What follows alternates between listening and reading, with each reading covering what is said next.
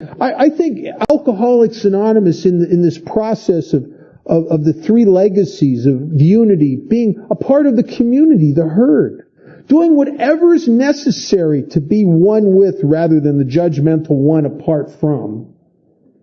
Having unity here. My personal recovery depends upon AA unity. That means I got to be one of you guys, no matter what the price. Bill said in the book, it says a price must be paid. It means the destruction of self-centeredness. Oh, not that. I think to stay in Alcoholics Anonymous, I have to continually push myself aside.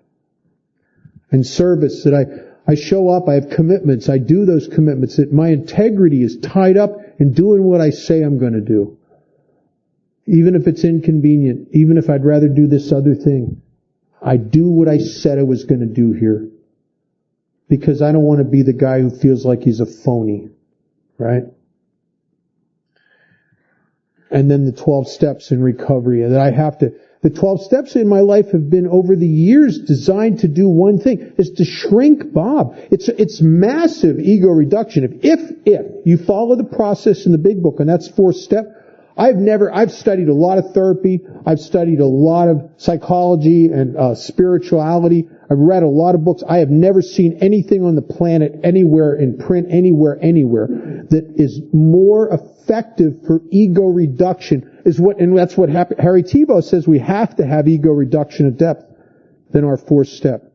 I mean, when you think about it, it's brilliant. You know, if you ever read the letters and the things about when Bill Wilson wrote this part of chapter 5, God wrote it. He said he was blocked. He couldn't write it. He went into meditation. He said all of a sudden the pen had a life of its own.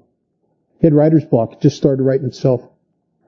And that's an amazing process, because they kind of trick you they trick my ego into ego reduction. They asked me to make a list of resentments. You know, everybody who's an idiot. There's a lot.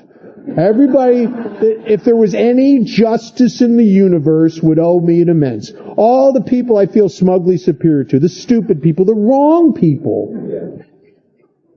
The people that really need straight, list them all down.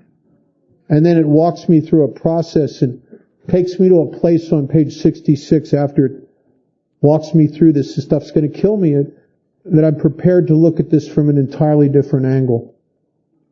I never did that. Because when you're right, you never want to change your mind when you're right. You know, my ego doesn't want to look at things from an entirely different angle, because then it won't be right. And it's asking me to realize how the person who had wronged me was perhaps like me.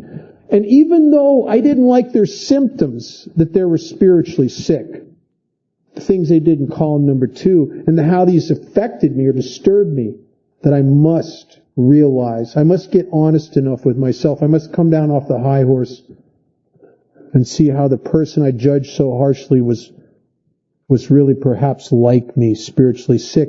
That this person has been driven by a lot of the fears and hurt. Because hurt people will hurt people. That this guy really is me on a very bad day.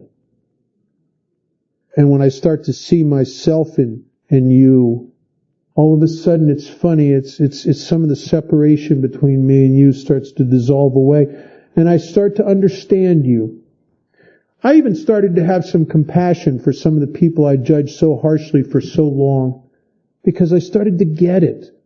You know, you couldn't help being the way you were when you were the way you were, any more than I could help being the way I was when I was the way I was. And I got it.